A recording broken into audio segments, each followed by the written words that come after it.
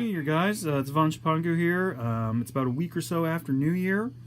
I got back here probably 4 or 5 days ago. The jet lag has finally subsided. Things are going okay. The weather is a lot nicer than it was in Canada. It was about minus 25 the entire time I was there. Got up to about minus 32 on New Year's Eve with a wind chill of about minus 43. So suffice to say, I didn't go out. But yeah, my trip to Canada was okay under the circumstances. It was a little bit stressful, but I did have some time to go do some retail therapy, I guess you'd call it. Basically, I went shopping, and here's some of the stuff I got. There's a farmer's market in Calgary called the Crossroads Market, and there's a comic shop in there, and I got these comics here. I always try to buy something whenever I go home, so we got some GI Combat and some Charlton comics. You don't really see that much anymore, and a couple of GI comics. These are probably, I'm going to judge by the price. Oh, this is a big issue. This might be, I would say probably late 70s or something like that. I don't know. We got a date on there. Nothing on the front. What does it say, Joe Cooper? No, it doesn't have a date. But got those. Also got some Iron Wolf. These are some comics. Actually, my brother was more into these when we were younger, and I kind of just sort of read them as we grew up. And I found them. I was like, wow, this is great. You know, I couldn't believe it. You know, I hadn't even thought of this comic in ages. So 20 cents. These are probably from the, I would say, the early 70s or so. And then another one here we got, there was another one, Weird Worlds here with, I was like, oh, is this Tarzan, John Carter? And I got a Werewolf by Night from 74. That was kind of cool. I haven't read this one yet. I'm really looking forward to reading it. 25 cents. I'd probably put about 1976, I'm assuming. 76, 78 maybe. And I got a couple copies of War Games Illustrated. I went to the local hobby shop, Century Box, and they had some there. They didn't have the most up-to-date ones. As you can see, this one's from 2015. I bought it because it had the Salute Painting Comp winners and probably the Fallschirmjäger, you know, and well, the Flames of War, the World War I stuff in there. And then here we have, you know, more World War II, which you guys know that I'm really into, and stuff like that. So I got that, and it also has the Salute, another Salute issue here. So that's what I picked up for reading material. Well, part of it anyway. I'm going to show you something else I got at the farmer's market, and then some of the actual gaming loot that I bought. Let's check it out. Okay, I also picked these up at the farmer's market. This is probably the deal of 2017 for me. I got all of these Time Life World War II books for $30 Canadian, which I think is probably about maybe 24 American, maybe. They're not the very popular ones. I used to have the whole set when I was younger,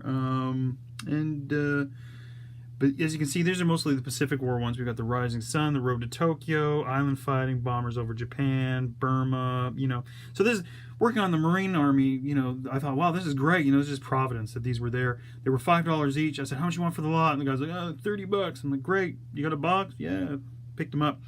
Also got a new, very brand new version of Axis and Allies. I used to love this game when I was in junior high school. Played a lot of it on Saturdays and stuff like that when I was in high school with my friends. And I was hoping to get a game in or so while I was there with some of my relatives, but I know we just got carried away drinking and carrying on and stuff like that. I got some gaming related stuff that I want to show you guys too, and I got 2 big bags of minis that I want to show you that I picked up while I was away. Hold on. Okay, here's some of the gaming equipment I picked up while I was away. This is a tape measure, which you've all seen before, but the thing is, in Japan you can't get things in any other set of measurements other than metric. So buying a tape measure in imperial, feet with inches and all that kind of stuff, very, very difficult to almost impossible, unless you know somebody who works on base or something like that who has access to the PX. So I was in Home Depot, scooped this up. I think it was about $3 or $4. So you can always use a new tape measure. Always use one. I also bought some dice here for Chessex dice. I rolled them out. I was expecting 6 of each.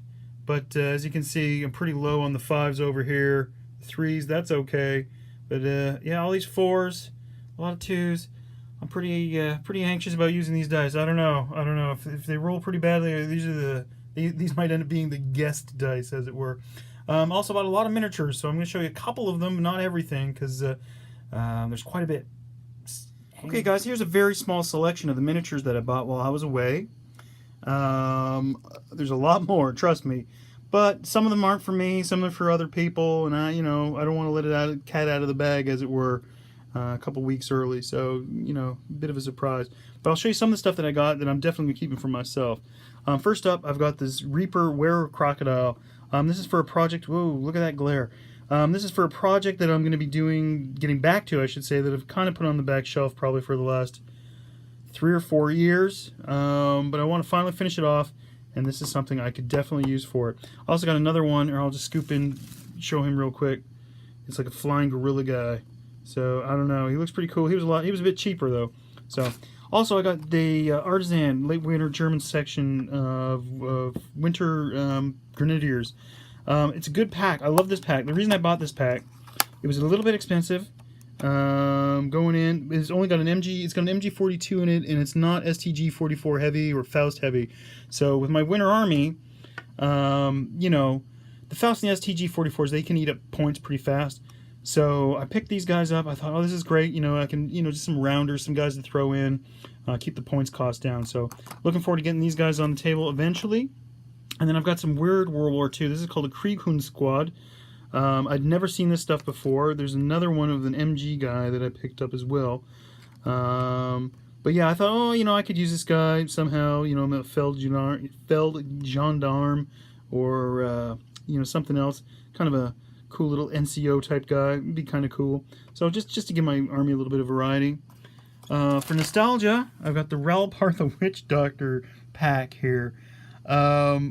Funny enough, this figure here, this guy, I used him in my cemetery scenery that I did for that tournament. And behind him, and I just noticed this when I was taking the pack out, this guy here, I still have him. I'm gonna maybe put him on my next little episode here.